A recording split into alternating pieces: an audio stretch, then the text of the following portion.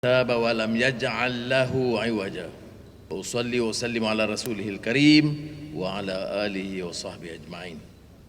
Saudara Ketua Menteri Sri Rauf, KSN Tan Sri Zuki, Sahabat Samaha, Mufti Al-Imam Kerajaan Negeri, teman-teman Menteri dan rakan-rakan yang saya muliakan, juga mantan Ketua Menteri Sulaiman dan lain-lain yang hadir, terima kasih. Bersama saya adalah beberapa Ketua Penjawat Awam, KPPE, KSP, KSU Ekonomi, KP ICU. Maknanya saya tidak pandang enteng Melaka. Ini di antara salah satu negeri yang saya datang dengan seluruh kekuatan.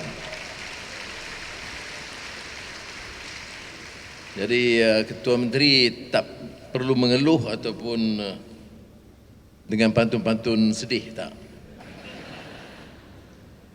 Saya dengar doa yang disampaikan oleh Samir Samahah Mufti. Ada beberapa natijah penting yang kita harus hadam. Pertama, peringatan bahawa kita semua pikul tanggungjawab. Dan disebut dalam doa itu taklifun wala tashrif. Tanggungjawab bukan keistimewaan. Seringkali kita bila ada jawatan, ya Perdana Menteri atau Menteri atau Esko ataupun ketua-ketua penjawat awam, kita hanya fikir dan tekankan tentang tanggungjawab, keistimewaan. Bila ada jawatan, ada keistimewaannya. Tetapi dalam kaedah yang disebut dalam doa tadi, tumpukan perhatian kita tentang isu pertanggungjawaban. Kullukum ra'in wa kullukum mas'ulun an ra'iyati. Responsibility and not a privilege. Tanggungjawab dan bukan keistimewaan. Taklif wala tashrif. Maknanya kita harus sentiasa bergerak untuk memperbaiki fil amal, memperbaiki tahap kecekapan kita, kesungguhan kita, kerana kita pikul amanah. Negara ini negara hebat, Malaysia. Melaka punya sejarah hebat ulung kerana sultannya, pimpinannya berwawasan, punyai integriti, cinta kepada rakyat, yang melakar program-program yang mampu mengangkat martabat Melaka menjadi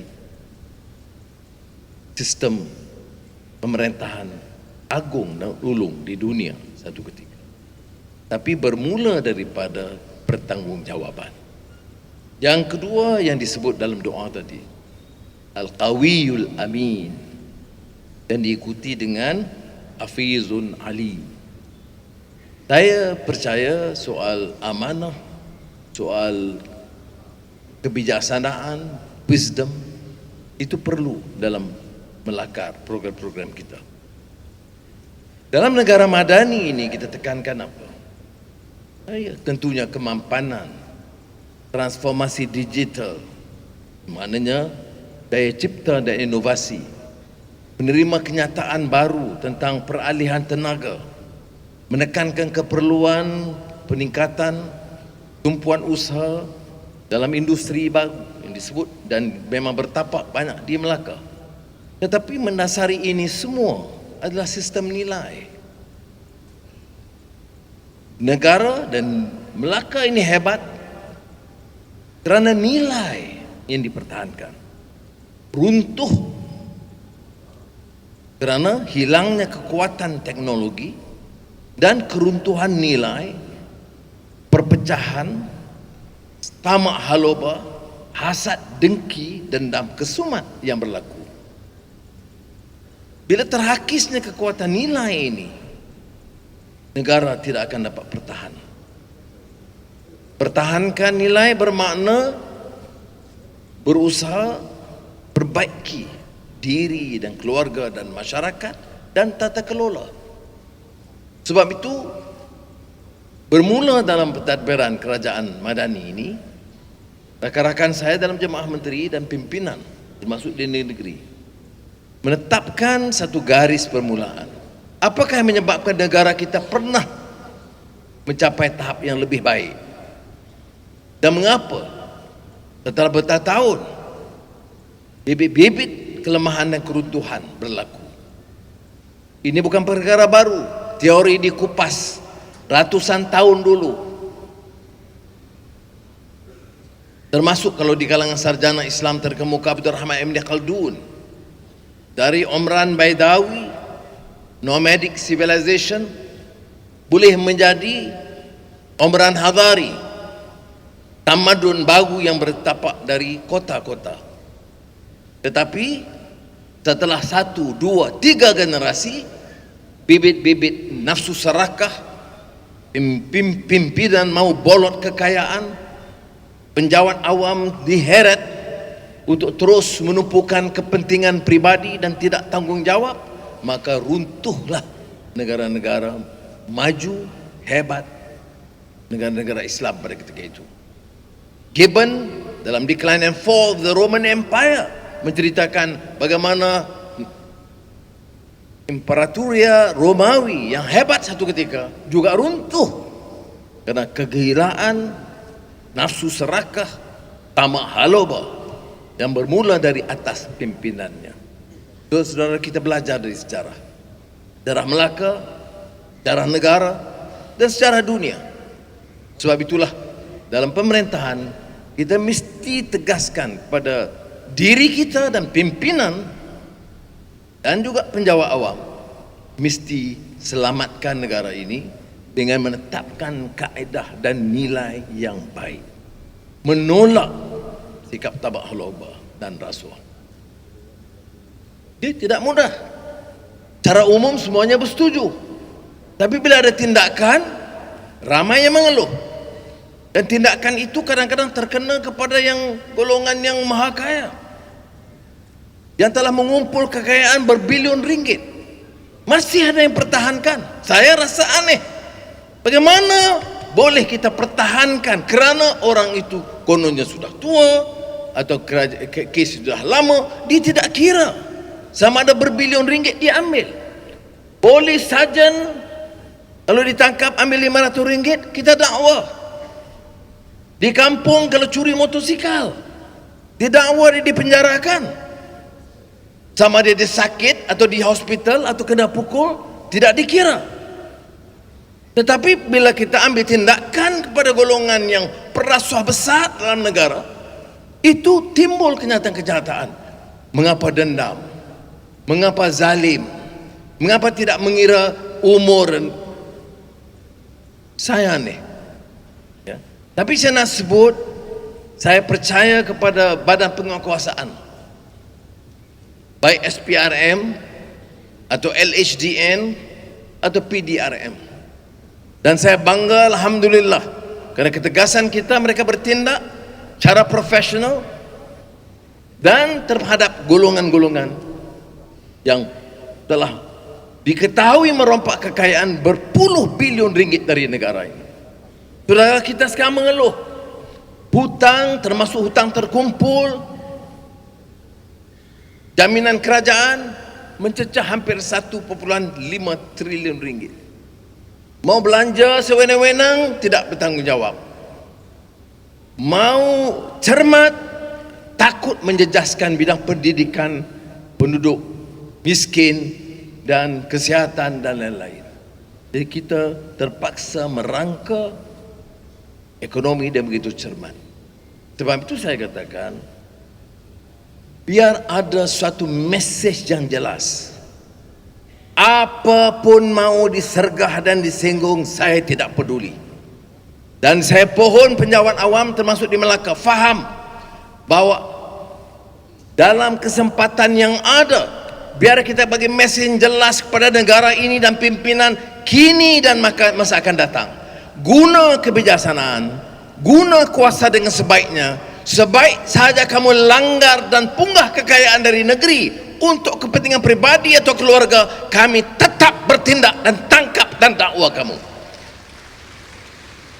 Barulah boleh kita jamin keselamatan untuk masa akan datang. Saya harap susah faham ini. Tidak mudah bagi SPRM bertindak begitu rupa. Memerlukan semangat yang disebut tadi seperti jebat. Mesti berani, mesti ada ketangkasan, Apa arti jadi pimpinan tetapi sikapnya bacol, berani berdepan dengan orang-orang bawah yang melakukan kesalahan, tetapi bersekongkol dengan perasa-perasa besar di atas? Tidak boleh, saudara. PDRM baru-baru ini bertindak dengan jaya, menangkap dan mendakwa sindiket perjudian besar di negeri Sabah yang dibiarkan bertahun-tahun lamanya. Terlalu besar untuk disentuh, terlalu sukar untuk disinggung, terlalu besar risiko untuk diambil tindakan kerana pengaruhnya besar. Tetapi saya ucap terima kasih dan tahniah pada pihak DRM kerana berjaya melakukan ini. Dan ini tentunya satu pengajaran bagi semua badan-badan penguatkuasaan. Saya mulakan dengan itu kerana apa pun kita lakukan, kalau kita tidak perbaiki tata kelola, baik pimpinan politik atau penjawat awam, negara ini tidak akan selamat. Seperti juga Datuk Seri Rauf, saya juga beranggapan potensi Melaka ini cukup hebat. Dan tahniah kerana beberapa langkah yang diambil secara berani dan agresif untuk membawa perubahan di negeri Melaka. Dan saya meyakini kalau pimpinan itu punya wawasan yang jelas, bertindak dengan tegas, bawa perubahan, sama ada industri atau pelancongan atau sektor-sektor lain, saya percaya negara ini dalam tempoh beberapa tahun akan dapat kembali hebat, dikagumi dunia dan dapat menyelesaikan masalah-masalah rakyat yang terdesak sekarang. Dalam taklimat sebentar tadi, memang Ketua Menteri ini guna peluang sepenuhnya untuk buat puluhan tuntutan.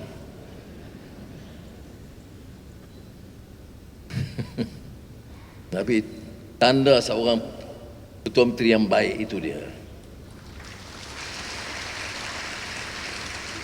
Cuma Perdana Menteri letih lah begitu. Tapi dalam banyak tuntutan itu kerana kita akan ikut proses dan saya beritahu dan saya ucap terima kasih kepada KSN dan beberapa kanan turut hadir. Dengar sendiri, kadang-kadang keutamaan yang kita rangka di Kuala Lumpur, Putrajaya tidak sama dengan keutamaan di negeri. Jadi elok sekali-sekali kita turun dan dengar pandangan dan keutamaan. Umpamanya disebut tentang peruntukan warisan tapak UNESCO, ini ada kaitan dengan keperluan meningkatkan Melaka sebagai warisan sejarah yang penting bagi negara kita dan tarikan pelancong yang penting, hubungan istimewa bukan saja dari segi kepulauan Melayu tetapi juga dengan hubungan dengan Chenghe dengan negara China. Maka saya setuju untuk berikan keutamaan di sini dan untuk tujuan ini saja kita luluskan 25 juta ringgit khas untuk ini.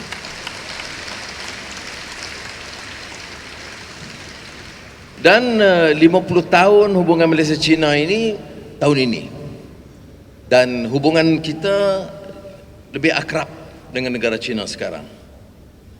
Dan kepada Presiden Xi Jinping dan juga Premier Li Qiang, saya akan sampaikan bila mereka melawat Malaysia, kita akan juga adakan acara khas di Melaka untuk mengenang hubungan sejarah yang gemilang.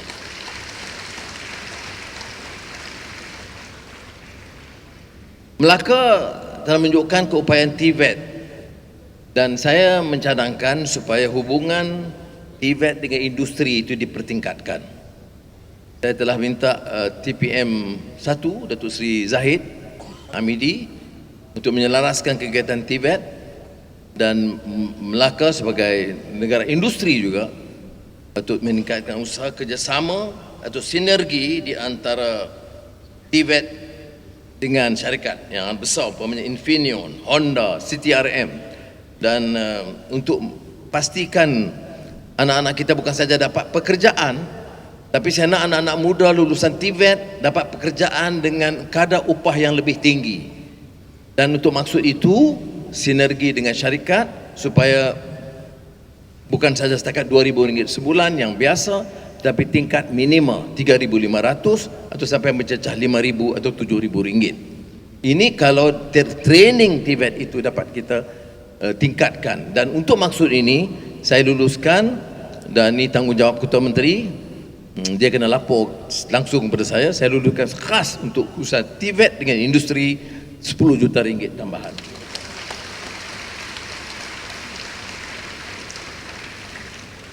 Yang lain itu saya tak mau umum sekarang. Saya tengok dia bagi makan apa sekejap lagi. Baik,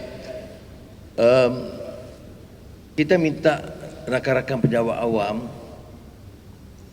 bukan saja teruskan kerja. Setengah orang kata terus, tak boleh. Kalau nak jadi ke Melaka ini negeri yang gemilang, cemerlang, maka kadar kepesatan, kecepatan kelulusan dan menyelesaikan masalah rakyat biasa itu harus ditingkatkan. Maknanya kalau hari ini kita kata kita capai setakat yang membanggakan sebagai seorang Muslim, itu disebut dalam rumusan hadis Nabi Muhammad SAW, itu striving for excellence, itqan fil amal. Sebab itu walaupun umur saya sudah lanjut sikit, saya cuba bekerja seperti orang yang lebih berupaya dan lebih muda dan kuat, kerana saya mahu negara ini tidak hanya mencapai tahap yang lalu, tetapi meningkat keupayaan mereka. Dan saya percaya kalau saya dapat lakukan itu tanpa gaji, saya percaya rakan-rakan saya dan rakan-rakan pejabat awam boleh bekerja dengan jauh lebih baik dan pantas lagi, insya-Allah. Dan memang ada keluhan. Tadi saya bisik KPPA pun ada, Dr. Sri Wan Dahlan dan KSN, KSP tentang kajian sistem pasaraan. Tertangguh 12 tahun. Ada upah pejabat awam tidak dikaji dan tidak meningkat. Dari tahun lalu saya bagi jaminan, dan tahun ini sudah sampai ke tahap dan saya percepatkan proses itu. Dan mungkin dalam tempoh 2 bulan kita percepatkan, dan dalam tempoh 3 bulan saya persembahkan, bentangkan kepada jemaah menteri dan boleh diumumkan suku ketiga ataupun selewat-lewatnya suku keempat tahun ini. Sementara itu pada 23 hari bulan ini kita sampaikan RM2,000 bantuan khas kepada semua pejabat awam. Yang pencen RM1,000. RM2,000 itu tidak termasuk Ketua Menteri dan Esko. Baik.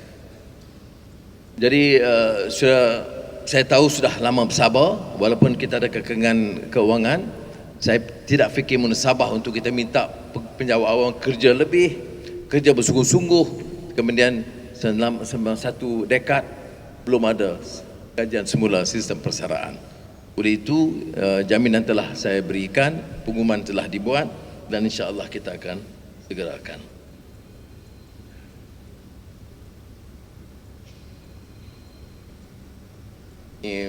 Pada 20 hari bulan saya diperingatkan, kerana hari itu hari mesyuarat Menteri Besar dan Ketua Menteri di Kuala Lumpur. Tapi kerana program acara itu malam, dari Tangkak ke Selayang, singgah sebentar di Kuala Linggi. Kalau tidak kerana kasih dan sayang, tidak akan saya sampai kemari 20 bulan. Jadi insya-Allah 20 hari bulan saya ikut serta. Karena saudara, saya tersentuh kerana 20 bulan itu hari persirahan kemerdekaan oleh almarhum Tunku Abdul Rahman Putra Al-Haj, Perdana Menteri. Masa itu masih Ketua Menteri. dan mengumumkannya di pada hilir. Dan saya fikir rakyat bukan jadi Melaka, seluruh negara harus kenang semula sejarah yang sangat penting yang bermula di Melaka. Kita telah tambah peruntukan untuk Melaka. Saya sekadar rumuskan peruntukan, jangan supaya saya tidak mahu rakan-rakan Melaka kata kita pandang ringan. Ya. Jadi penambahan umpamanya pemberian persekutuan kepada Melaka tentunya tambah pada 238.7 juta ringgit tahun ini. Ya. Projek pun kalau 2023 664 juta ringgit, 2024 800 juta ringgit untuk Melaka. Dan projek-projek baru yang penting kerana masalah yang dihadapi oleh rakyat, rancangan tebatan banjir Sungai Putat 72.8 juta ringgit, program bantuan rumah baik pulih itu 10.1 juta ringgit. Kerana perumahan ini masalah yang besar, terutama tahun lalu saya tumpukan tandas sekolah. Dan saya terima kasih kepada Jabatan Pendidikan, Jabatan Daerah, JKR dan semua yang bantu. Dan sekarang kita bangga, semua sekolah kita punyai tandas bersih. Tahun ini rumah penjawat awam, rumah polis, rumah tentera, rumah guru, termasuk rumah pegawai penjara. Saya kenang sikit penjara ni.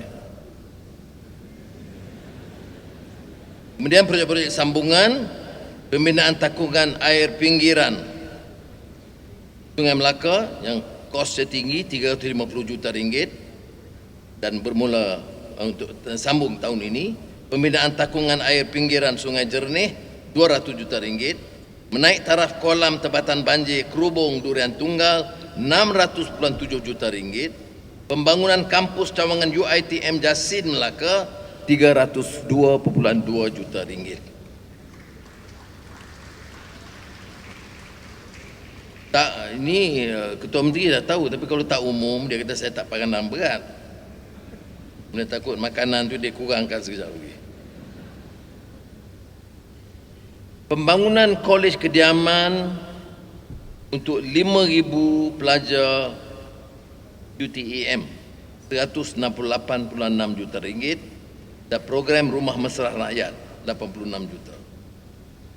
Satu hal yang lain yang juga kita pentingkan, yang kita penting tekankan di sini, kadang-kadang kita kata 2,000 kepada penjawat awam. Ada yang mengikir itu saja, tak betul. Kerana tambahan yang ada umpamanya sumbangan tunai rahmah. Kalau 2023 belanja 8 bilion ringgit. Tahun ini kita perluaskan dan tingkatkan STR 10 bilion ringgit untuk seluruh negara.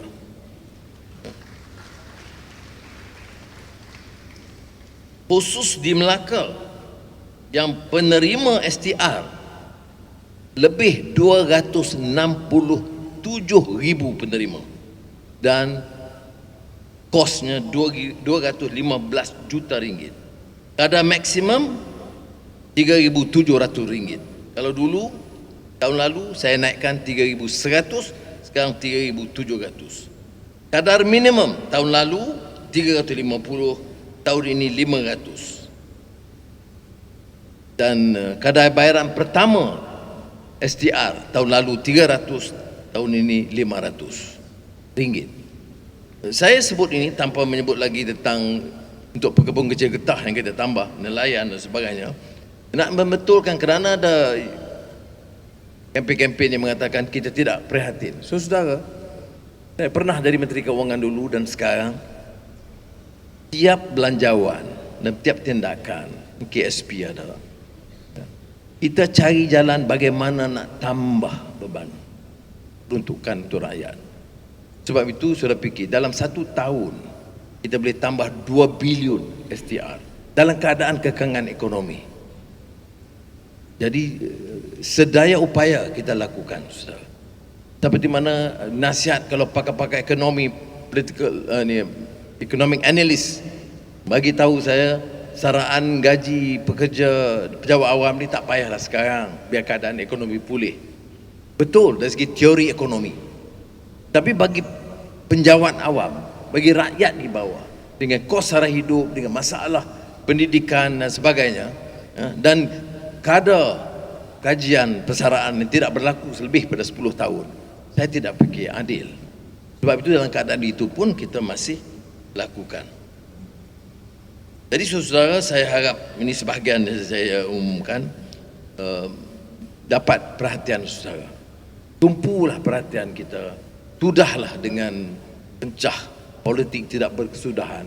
Tumpu. Masa pilihan raya, buat pilihan sendiri.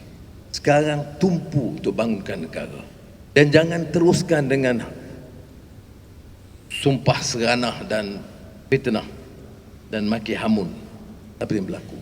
Hari ini umpamanya di Mahkamah Persekutuan, Mahkamah Persekutuan terpaksa memberi keputusan tentang rayuan oleh seorang dari Kelantan untuk minta Mahkamah Persekutuan melihat pindaan yang diperkenalkan oleh Kerajaan Negeri Kelantan tentang peningkatan hukum syariah. Apa yang berlaku di luar mahkamah ialah kempen mengatakan keputusan ini menentang syariah. Padahal saya dah terangkan di parlimen dan dalam kenyataan Ketua Hakim Negara hari ini dalam keputusan cukup jelas. Dia tak ada kena-mengena dengan syariah. Dia tentang kuasa negeri. Katalah Dewan Undangan Negeri bulan depan Ketua Menteri buat beberapa undang-undang baru yang bercanggah dengan kuasa negeri dan kuasa perlembagaan persekutuan, maka boleh dirujuk dan Mahkamah Persekutuan akan dapati sekiranya bercanggah akan membatalkan. Dia tak kira tajuk apa, tajuk apapun. Ada kuasa persekutuan, ada kuasa negeri. Persekutuan memang kuasanya banyak, tetapi kalau nak masalah tanah tak boleh, ini kuasa negeri. Masalah agama negeri, masalah negeri. Jadi ada bidang kuasa masing-masing. Apakah tidak diketahui oleh pemimpin-pemimpin parti pembangkang? Dia tahu. Tapi nak gunakan sentimen supaya orang Islam merasakan kerajaan pimpinan Anwar ini memang menentang syariah. Padahal tidak kena mengena dengan kita. Undang-undang Negeri Kelantan yang cabar orang Kelantan. Kebetulan ahli muafakat nasional. Dia cabar di Mahkamah Persekutuan. Mahkamah Persekutuan, bukan kabinet, bukan Perdana Menteri. Dan nak tanya sama ada undang-undang itu ikut sah dari segi proses atau tidak. Dan Mahkamah memutuskan dari segi bidang kuasa dan proses tidak betul. Apa yang dilakukan oleh kerajaan terdahulu Perikatan Nasional, dia tak bantah. Ini berlaku semasa mereka.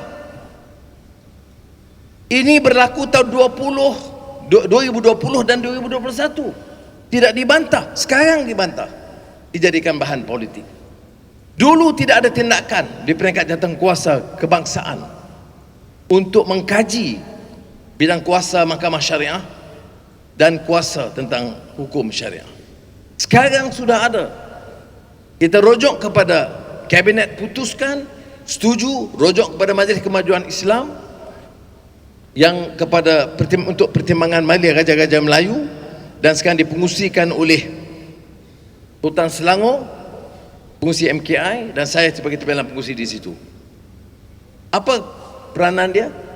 Untuk memutuskan peranan dan meningkatkan peranan mahkamah syariah dalam negara kita. Jadi saudara, isu dia apa? Isu dia bidang kuasa negeri, bidang kuasa persekutuan. Dimainkan oleh pembangkang apa dia? Kita menentang syariah. Dan orang yang tidak tahu hukum akan guna ini begitu juga. Berapa minggu yang lalu saya buat kes lembaga pengampunan. Ini semua peranan Perdana Menteri dan Menteri Kabinet. Kabinet tidak pernah membincangkan. Saya hanya melaporkan minggu lalu setelah keputusan dibuat. Keputusan lembaga pengampunan didengar oleh Yang di-Pertuan Agong. Tapi keputusan Yang di-Pertuan Agong itu muktamad. 41, 2 dalam kurungan perlembagaan negara.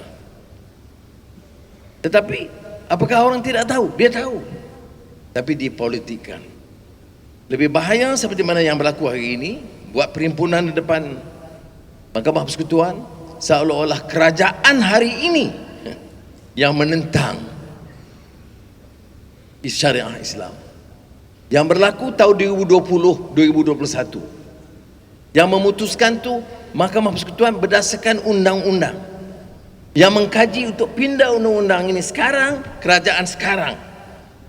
Tidak dibuat dulu oleh Kerajaan Perikatan Nasional.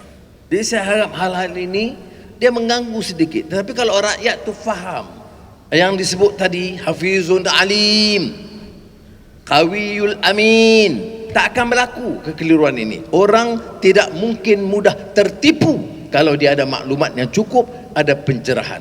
Semoga Allah memelihara kita bersama dan menyelamatkan negara kita dan mengangkat darjat negara kita. Wassalamualaikum warahmatullahi wabarakatuh.